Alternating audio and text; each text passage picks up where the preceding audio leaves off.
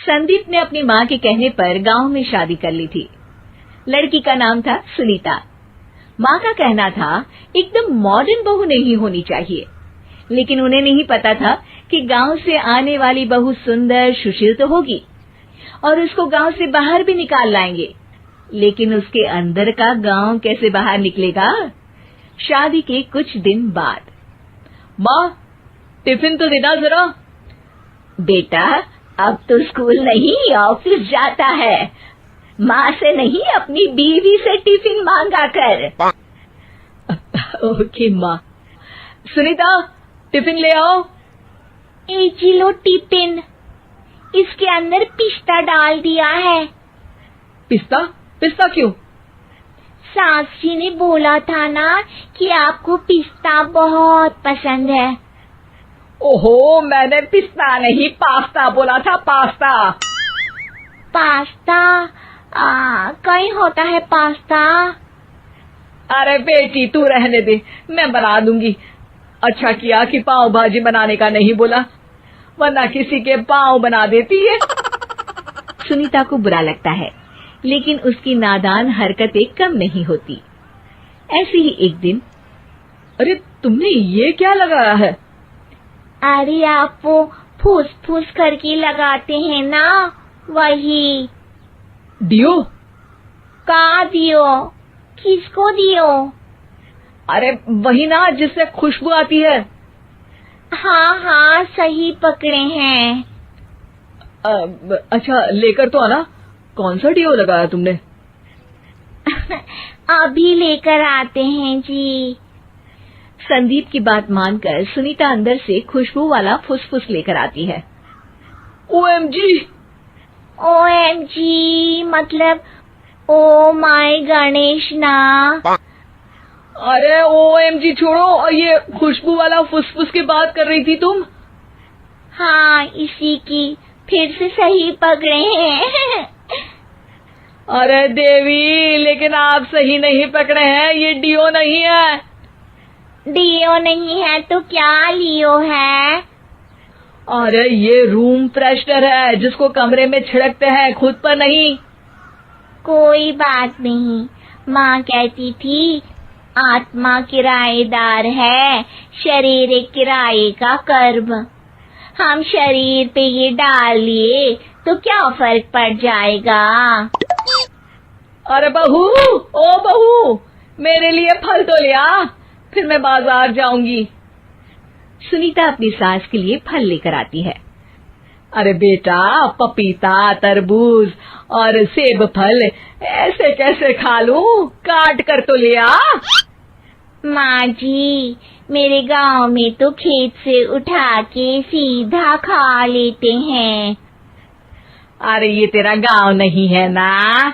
अरे संदीप, तू ही कुछ समझा देना इसको बेटा। मैं कैसे समझाऊं माँ, ये तो माइक्रोवेव को भी भट्टी बोलती है।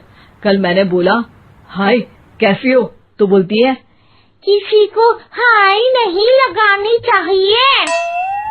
अरे सुनीता, तेरा क्या होगा? अभी तो कैसे बताऊं माँ जी, अभी हम कुछ करेंगे फिर पता चलेगा क्या होगा, लड़का या लड़की।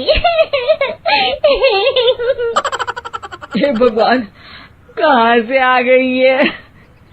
रामपुर से जी, आप ही तो लेकर आए थे मुझे। अरे मुझे माफ कर दो। पहले कोई गलती तो करिए जी, आपकी तो सारी गलती माफ कर देंगे हम। हाँ अरे बहू, मेरी बात सुन। फल यानी कि फ्रूट जब भी लाए ना तो काट कर लाना, ठीक है? जी ठीक है माँ जी, फल यानी फ्रूट यानी काट के लाऊंगी। सुनीता रोज ही कोई ऐसी हरकत कर देती जिसकी वजह से उसे घर में दो बातें सुननी पड़ती। एक दिन, माँ मेरे बॉस घर पर आने वाले हैं शाम को, उनका बर्थडे है, फैमिली साथ नहीं रहती उनके, तो यही पार्टी कर लेंगे। उनको अच्छा लगा तो शायद मेरा प्रमोशन भी हो जाएगा। मैं ना फ्रूट केक लाकर फ्रिज में रख दूंगी और तेरे साथ आज खाना मैं बनाऊंगी, ताकि जब साहब आए तो खाने में कोई गड़बड़ ना हो।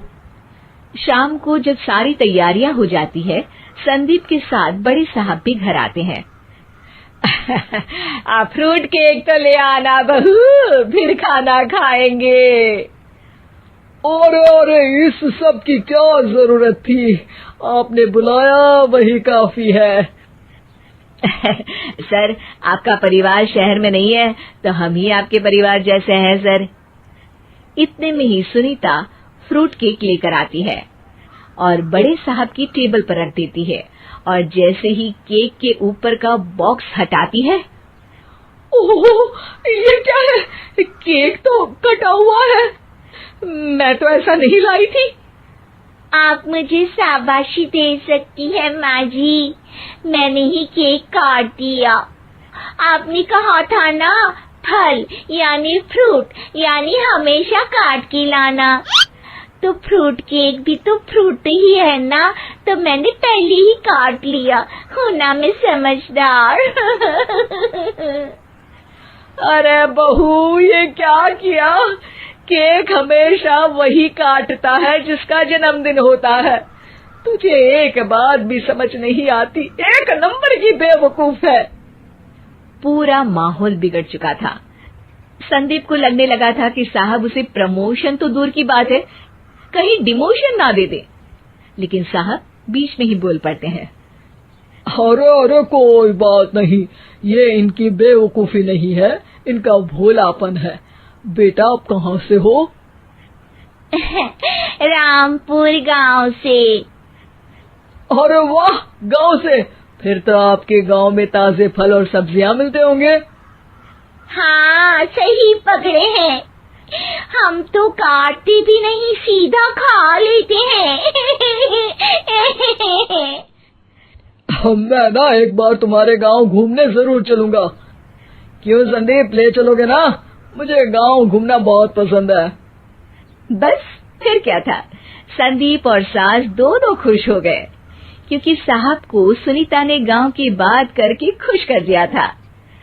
अब संदीप का प्रमोशन पक्का था। शिक्षा, कभी भी किसी भी गलती पर घबराना नहीं चाहिए।